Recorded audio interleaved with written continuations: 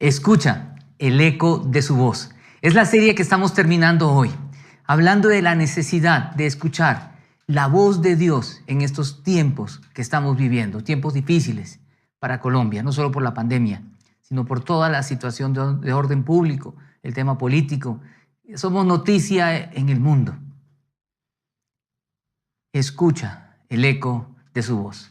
Y hemos venido hablando acerca de los profetas, personas que de parte de Dios le hablaban al pueblo.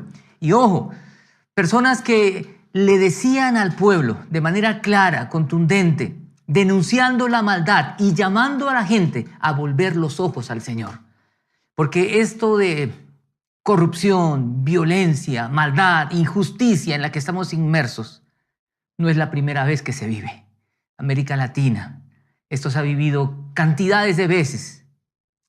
Y en el pueblo de Dios también se vivió cuando el pueblo se alejaba del Señor, cuando la gente le daba la espalda al Señor, el pueblo comenzaba a vivir las consecuencias de su extravío. Es allí que aparecen los profetas, de parte de Dios, para decirle a la gente, vuelvan los ojos al Señor.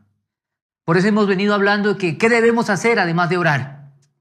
Y Miqueas nos lo dijo desde el primer mensaje de esta serie: hacer justicia, amar misericordia y humillarnos delante de Dios.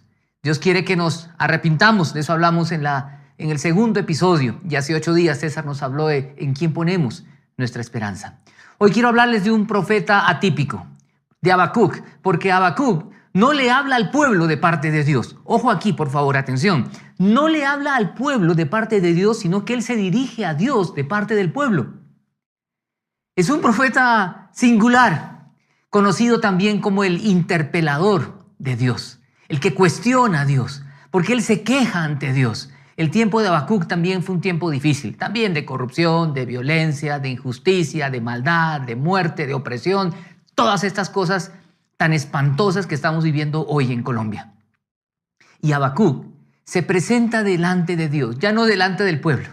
Ahora este hombre se presenta delante de Dios y le dice Señor, y le presenta 2 quejas. Usted me dirá, ¿se queja con Dios? Sí. Uno se puede quejar con Dios si uno lo hace con la actitud correcta, como lo vamos a ver en Habacuc. Y quiero que usted pueda ver estos primeros versículos. Mire, por favor, con mucha atención. Se lo pongo aquí en pantalla y quiero que voy a leerlo y quiero que le ponga mucha atención. Dice así, la primera queja de Habacuc: ¿hasta cuándo, Señor, he de pedirte ayuda sin que tú me escuches? Vea lo que está diciendo. Él le está diciendo, Dios mío, ¿hasta cuándo? Por eso titulamos el mensaje de hoy, ¿hasta cuándo, Señor? ¿Hasta cuándo? Habacuc dice, ¿hasta cuándo, Señor, he de pedirte ayuda sin que tú me escuches? ¿Hasta cuándo, vuelve y repite, he de quejarme de la violencia sin que tú nos salves? ¿Por qué me haces presenciar calamidades? ¿Por qué debo contemplar el sufrimiento? Veo ante mis ojos destrucción y violencia, surgen riñas y abundan las contiendas.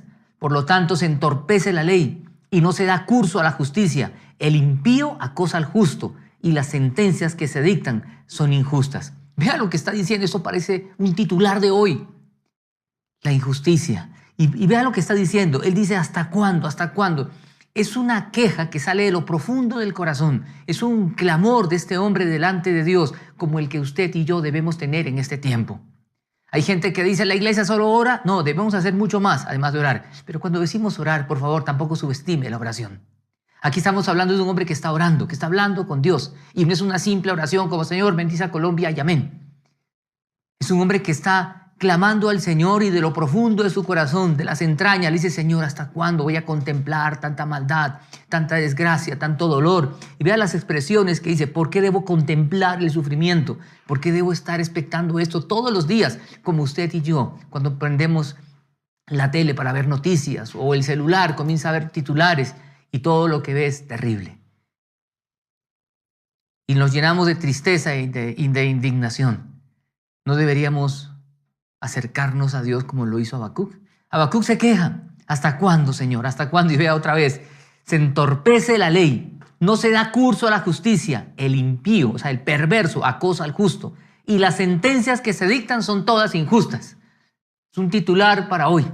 Cópielo, póngalo en las redes sociales, en su muro en Facebook, en Instagram, que la gente escuche al profeta Habacuc. Lo que Habacuc está diciendo debe ser la oración de todo colombiano hoy. Señor, ¿hasta cuándo voy a expectar todas estas escenas de horror? Dios le responde a Habacuc. Habacuc quejándose en su corazón, y vuelvo y le repito, uno se puede quejar con el Señor con la actitud correcta. La humildad de Habacuc, que le dice: Señor, de lo profundo de mi corazón, yo no entiendo por qué tanta maldad, por qué mi pueblo está sumido en tanta injusticia, en tanta maldad, y no solamente injusticia y maldad interna, sino también vivían la opresión y la injusticia del imperio de turno que los oprimía. Dios le responde y le da una respuesta que no esperaría a nadie. Dios le dice: tranquilo, Habacuc, yo voy a mandar a los babilonios para que ellos los castiguen, los opriman, los lleven a cautiverio. Cuando Habacuc escucha eso, dice: Señor, los babilonios son peores y son más terribles y hacen cosas más atroces de lo que está haciendo mi pueblo. Señor, tú eres justo, santo. ¿Cómo tú vas a hacer esto? Él no entiende. Y vuelve y se queja. Y vea la segunda queja. La segunda queja de Habacuc. Le dice al Señor: decidí mantenerme vigilante. Decidí mantenerme en pie sobre la fortaleza.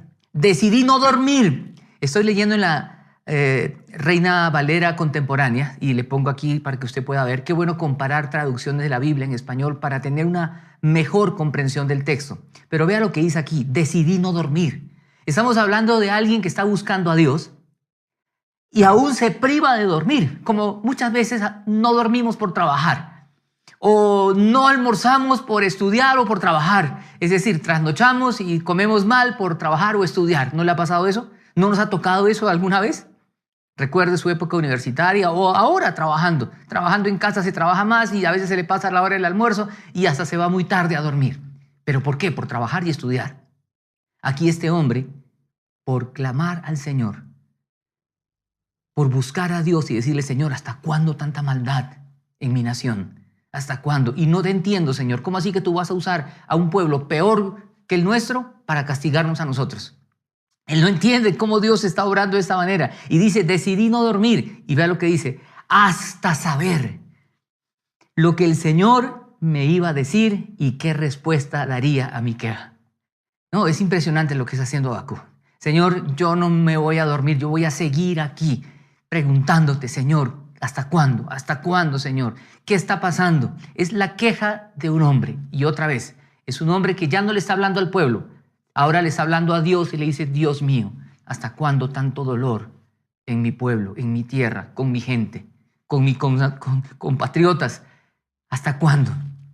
En momentos de incertidumbre, cuando parece que Dios no responde, cuando pareciera que el Señor está quieto o dormido a veces, quiero que pensemos qué debemos hacer. Ya hemos dicho: hacer justicia, amar la misericordia, ser humildes delante de Dios.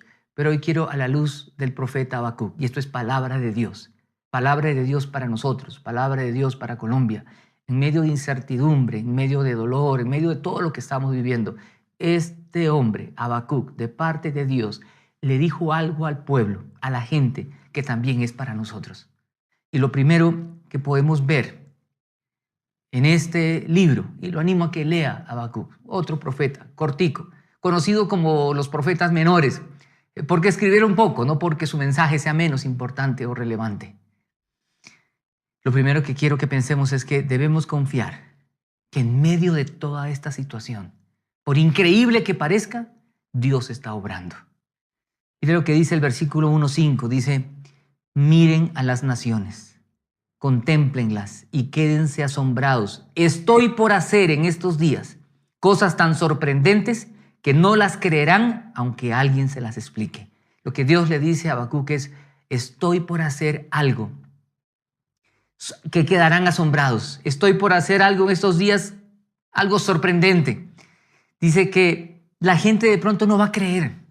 Lo que quiero que pensemos en esta mañana es que en medio de las situaciones difíciles de la vida, inexplicables, podemos confiar que Dios está obrando, aunque no parezca. Dios es el Señor de la historia. A Él no se le escapó esto de las manos. Podemos confiar que aún en medio de la enfermedad, de la muerte y de la crisis política que estamos viviendo, Dios es soberano y está por encima de cualquier autoridad. Cuando Habacuc vuelve y se queja, la segunda queja de Habacuc, cuando él dice, yo no entiendo, Señor, tus procedimientos.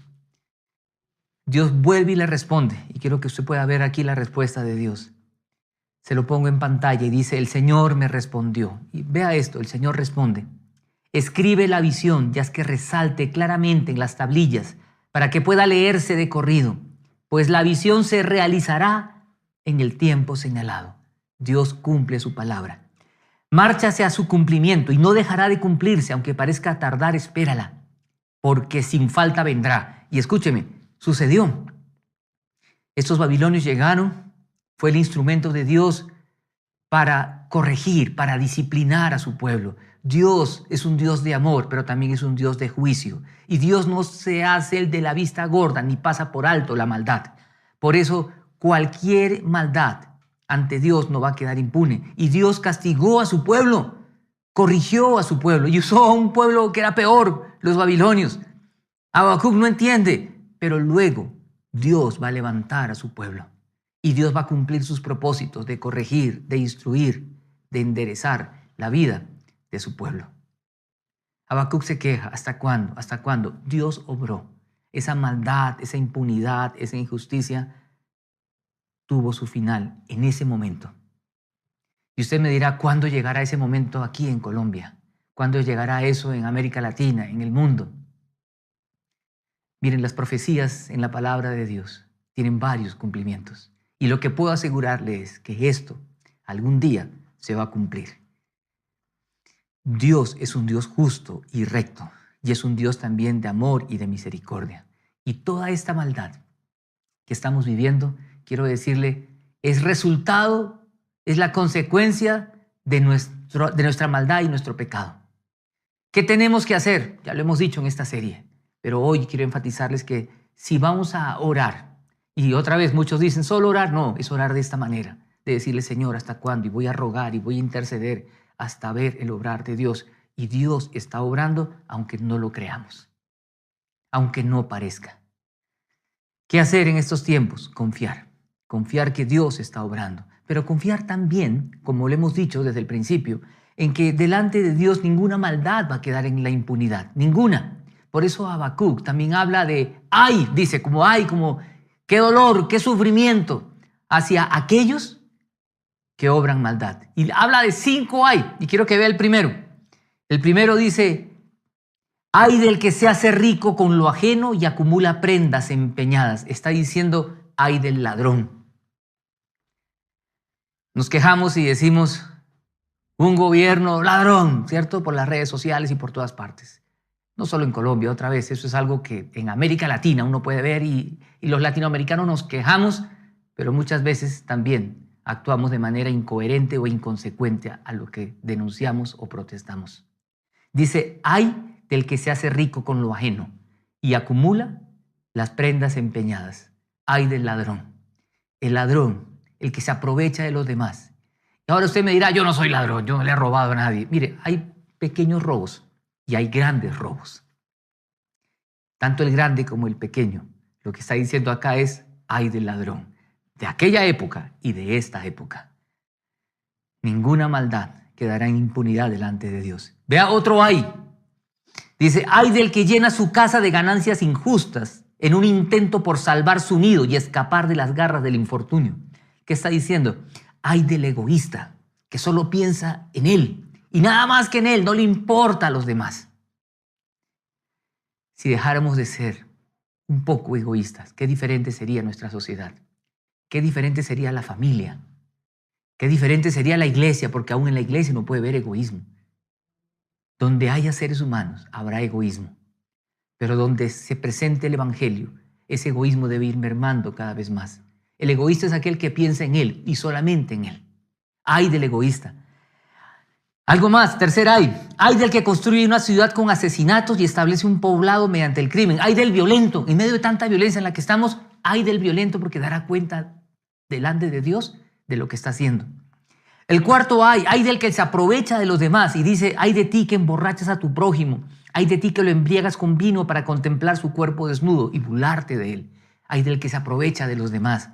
Y el quinto ay habla de la idolatría, ay del que sirve una imagen, dice, si quien la esculpe es un artesano, ¿de qué sirve un ídolo fundido si tan solo enseña mentiras? El artesano que hace ídolos que no puede hablar solo está confiando en su propio artificio. En aquella época eran esos ídolos que se construían. Artificios. Usted puede pensar en una cantidad de ídolos que ellos tenían. Quiero decirle, un ídolo, hoy podríamos muy bien pensar en aquello que es tan importante y que amo por sobre todas las cosas. Y bien podrían ser cosas buenas, ¿cierto? Como mi trabajo, el estudio, mi esposa, mi esposo, ¿sí? Las mujeres dicen, sí, mi esposo está en primer lugar. No, Dios debe estar en el primer lugar de la vida. El deporte. Hay cosas buenas que pueden convertirse en un ídolo, no solamente las cosas malas como vicios y cosas por el estilo. Cualquier cosa o persona que ocupe el primer lugar en la vida es un ídolo.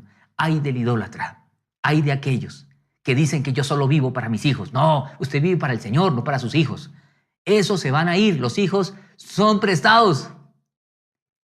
Yo no vivo para mis hijos, ni vivo para mi mujer. Vivo para el Señor.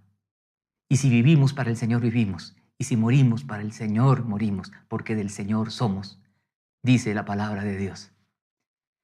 Por eso lo primero que quería decirle hoy es, en tiempos como estos, debemos confiar que Dios está obrando aunque no parezca. Lo segundo que quiero que recuerde es que ninguna maldad delante de Dios va a quedar en la impunidad. En eso podemos confiar. Confiemos en esto.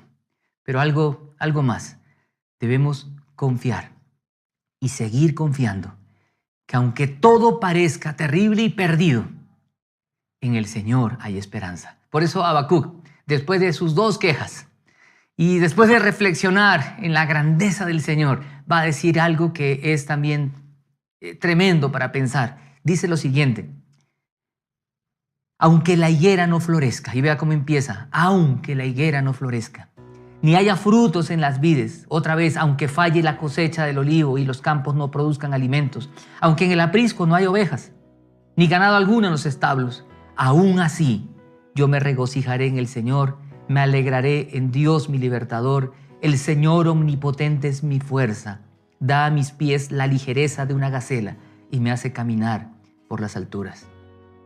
Permítame parafrasear esto.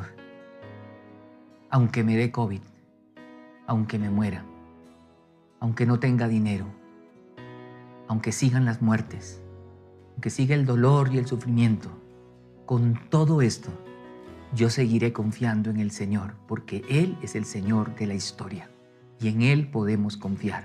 Por eso Habacuc dice, aún así, yo me regocijaré en el Señor y me alegraré en Dios. ¿Cómo podía este tipo alegrarse y regocijarse en medio de una situación espantosa como la que él vivía, como la que nosotros vivimos hoy? Que hoy podamos regocijarnos y alegrarnos en el Señor, sabiendo que a pesar del dolor y las circunstancias duras, Él es el Señor de la historia. Y decirle, Señor, no sé hasta cuándo, pero lo único que sé es que tú eres mi libertador. En ti voy a confiar. En ti voy a confiar. Habacuc, capítulo 2, versículo 4. Hay un versículo que es supremamente importante. Y dice, el insolente no tiene el alma recta, pero el justo vivirá por fe. El insolente, el orgullo, el orgulloso, el prepotente, el atrevido, el que no respeta a Dios, el que se cree autosuficiente. El insolente no tiene el alma recta, pero el justo vivirá por su fe. Habacuc se aferró a esto, y esta es una verdad central en el Evangelio.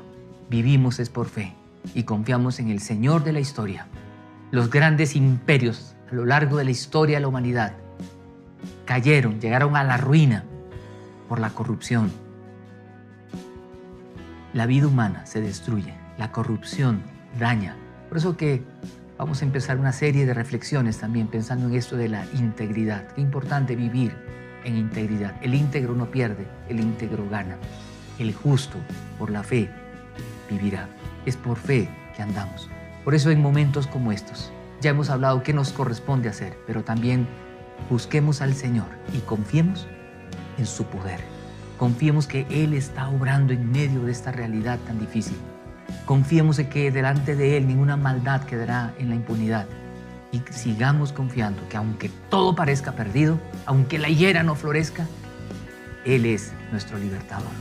A manera de conclusión, le pongo esto en pantalla. En los momentos difíciles e inexplicables de la vida, cuando parece que Dios guarda silencio, recordemos que Él es el Señor de la historia y que está obrando aunque no lo veamos. Dios es justo y ante Él ninguna maldad, escúchelo bien, ninguna maldad quedará impune. Sigamos confiando en el Señor a pesar de toda circunstancia, porque el justo por fe vivirá. Te pongo unas preguntas para reflexionar. ¿Cómo he reaccionado ante las situaciones de injusticia que vivimos? ¿Cuál ha sido nuestra reacción? ¿Solamente indignarnos, discutir en la casa, postear en Facebook o en Instagram algunos pensamientos para que los demás peleen con uno? Ojalá podamos buscar a Dios y orar y hasta cuestionar a Dios como lo hizo Habacuc, pero con la humildad y la reverencia que lo hizo este hombre. La segunda pregunta es, ¿cómo se ha visto afectada mi fe por esas circunstancias? ¿Cómo he luchado con el Señor ante esta situación? Y por último, ¿qué compromiso debo asumir? ¿Qué compromiso debemos asumir? El justo por la fe vivirá.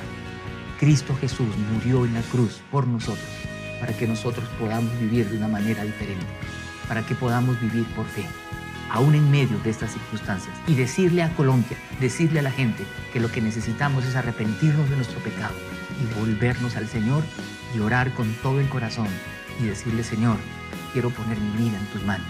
Necesitamos que Colombia se arrodille ante Jesucristo. Acompáñenme a orar. Señor, en esta mañana venimos ante ti y así como Habacuc, queremos llegar a tu presencia y decirte: Señor, ¿hasta cuándo?